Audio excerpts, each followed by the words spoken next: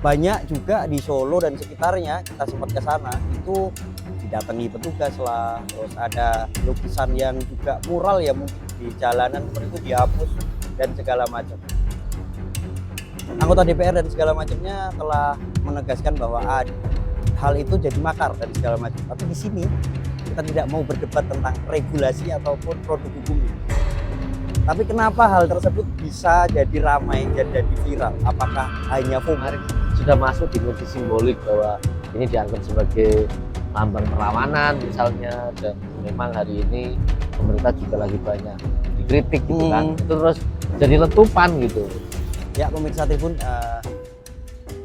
di kalangan masyarakat terutama di anak muda kekinian ini tengah viral tentang pemasangan atau lukisan bendera atau logo dari kru Mugiwara atau anime One Piece.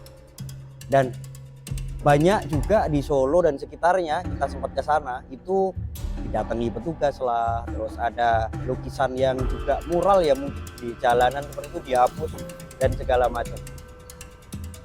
Anggota DPR dan segala macamnya telah menegaskan bahwa hal itu jadi makar dan segala macam. Tapi di sini kita tidak mau berdebat tentang regulasi ataupun produk hukumnya. Tapi kenapa hal tersebut bisa jadi ramai dan jadi viral? Apakah hanya FOMO atau ataupun ada makna tertentu? Nah, di sini kebetulan saya bersama dengan anak muda kekinian juga, Saudara Ahmad Khairuddin yang juga disapa Adi Misteria. Jadi di sini Mas Adin ini akrab banget dengan anak-anak muda di Kota Semarang maupun Jawa Tengah. Termasuk dengan kolektifnya Gerobak Histeria ya Mas. Mas, kalau lihat kemarin juga sempat bikin acara dan ada yang bawa bendera kru Mugiwara. Bener? Ya betul, tapi menurut saya kan reaksinya terlalu berlebihan ya untuk sebuah bendera dari serial anime gitu kan. Terus akhirnya bendera itu tidak sekedar menjadi hobi kan, akhirnya menjadi simbol gitu, simbol ketakutan terhadap banyak hal dan sikap reaksioner. Padahal kalau dibiarkan kayaknya nggak ada yang peduli juga sih. Orang ya, bahwa banyak orang tahu One Piece gitu ya mungkin nggak semua lah ya, tapi kayak aku kan tumbuh dalam kultur itu ya. Kita kan nonton One Piece dari sejak kecil ya, dari sejak SD udah nonton One Piece sampai sekarang kan.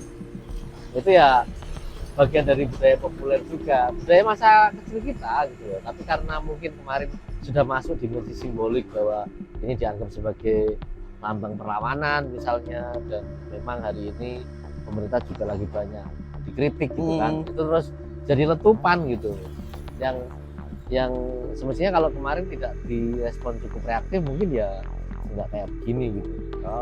Berarti awalnya FOMO, terus ada simbol-simbol tertentu atau seperti apa Mas? Kalau analisis dari Mas Adin sendiri kan sering ketemu sama anak muda gitu.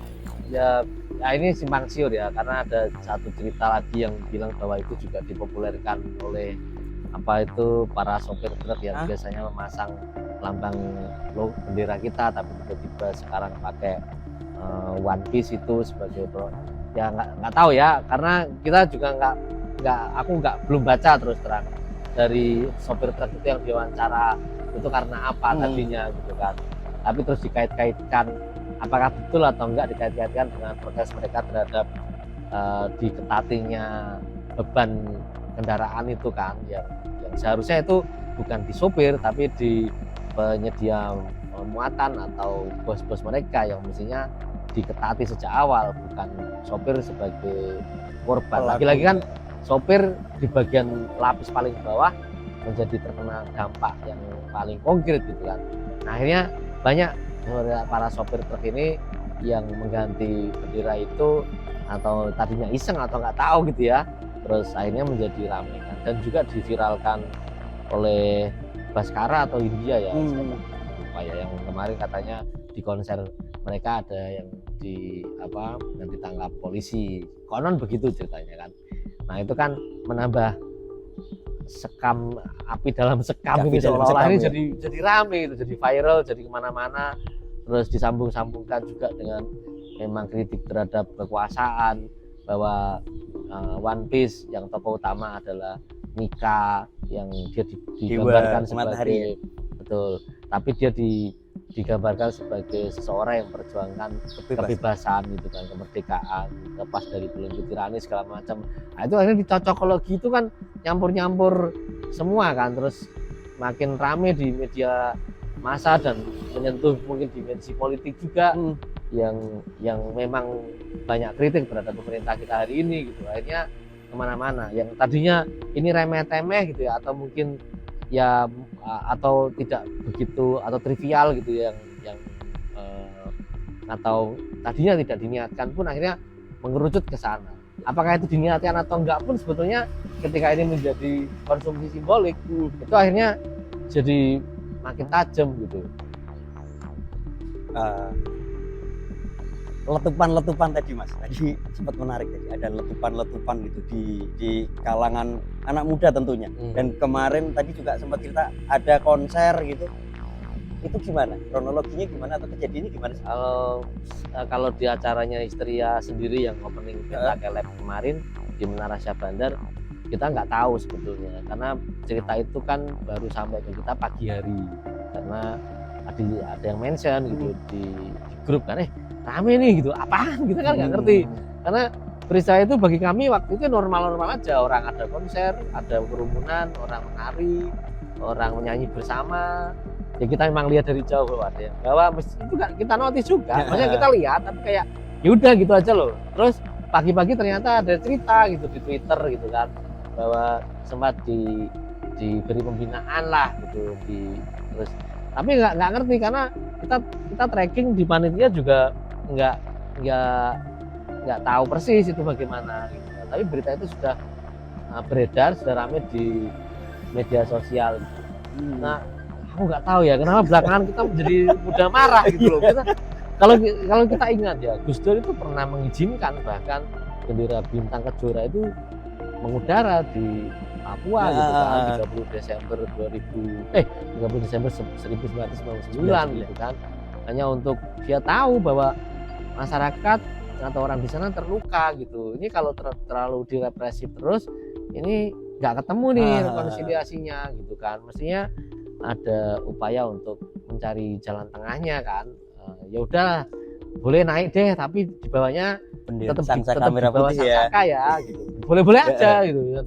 Oh ya sudah gitu kan, akhirnya obrolan bisa dilanjutkan gitu loh. Kalau enggak halal kemudian ditindak, halal kemudian direpresi, apalagi hari ini anak muda gitu ya, orang jangankan pada negara, pada orang tuanya aja kadang-kadang mereka berani gitu kan.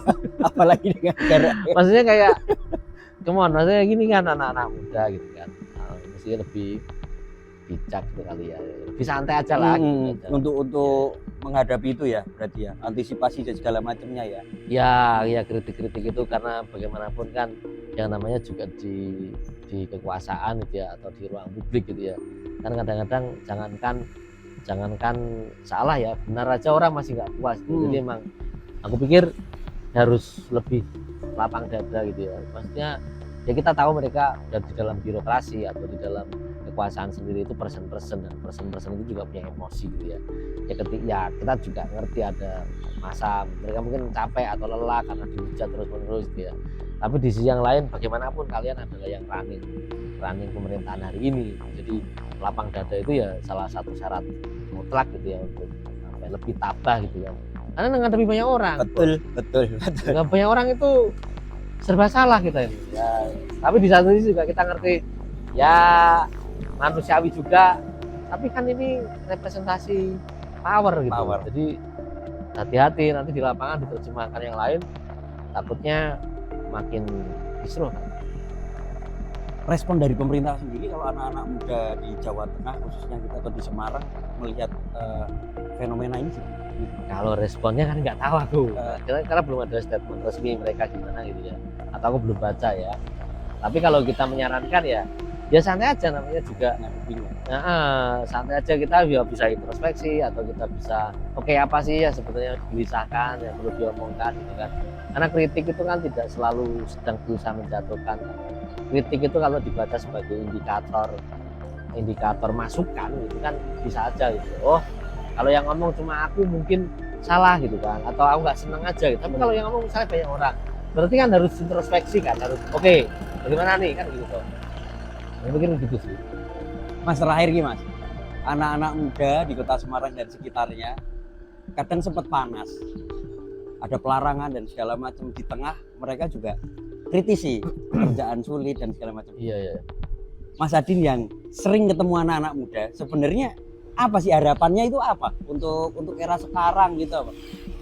Ya pasti sama ya di mana-mana ya jelas pengen dapat ya kesejahteraan gitu kan. Tapi kan sekarang indikatornya juga lebih naik lagi kan. Ada kesehatan mental juga yang jadi isu gitu kan. Jadi hari ini pun juga tuntutannya juga lebih banyak dibanding dulu barangkali ya, karena selalu ada koreksi, ada political correct atau semacam itu ya. Misalnya soal kejiwaan yang dulu dianggap malah dibully atau itu biasa aja, dan sekarang jadi concern gitu kan. Terus dasar dipenuhi itu juga nggak pernah gampang sebetulnya. Pekerjaan, tempat tinggal, pendidikan, kesehatan itu kan ya sama semua orang inginnya sejahtera. Tapi yang tidak kalah penting yang membedakan juga dengan anak muda adalah mereka itu mempunyai imajinasi tentang masa depan yang kadang-kadang nggak nyampe di zamannya atau di era yang sekarang. Jadi mereka selalu berpikir ada masa depan gitu kan, dan yang kadang-kadang kita nggak siap gitu karena memang itu belum terjadi kan. Itu bisa jadi apapun gitu loh. Nah itu menyikapi yang kayak gitu ya, menurutku ya sebagai orang tua ya, atau negara misalnya dia memposisikan diri sebagai orang tua gitu kan, ya harus lebih bijak aja gitu kalau menghadapi anak muda yang mungkin tidak cukup sabar ya, karena memang darah panas kan ya juga. Nah, emang dia belum banyak terikat oleh norma-norma sosial yang ketat itu kan, dia masih bukan milik siapapun gitu kan. Jadi keliaran atau freedom atau kebebasan itu emang ya kayak idealisme kata Tan Malaka kan, satu-satunya kemewahan yang dimiliki anak muda gitu kan. Nah begitu itulah, dan itu di mana-mana kok. Dan memang upaya untuk mengontrol anak muda ini kan bukan sekarang aja, dari zaman kapanpun juga. Dulu di Hindia Belanda juga orang-orang yang belum nikah ya dipantau oleh negara gitu loh. Sampai ada CCTV khusus era dulu. Ya. Jadi seperti itu Poin Satribun. Ternyata tidak hanya di beberapa daerah, di Kota Semarang pun juga terjadi letupan-letupan yang dikatakan Mas Adin tadi, terkait tentang mungkin bisa dikatakan perlawanan atau simbolis seperti itu. Mungkin setelah ini kita akan cari lagi narasumber ke beberapa titik, khususnya yang ada logo-logonya dari kru Mugiwara. Jadi seperti itu, tetap ikuti kami dalam video kali ini. Download Tribun X sekarang, menghadirkan lokal menjadi Indonesia.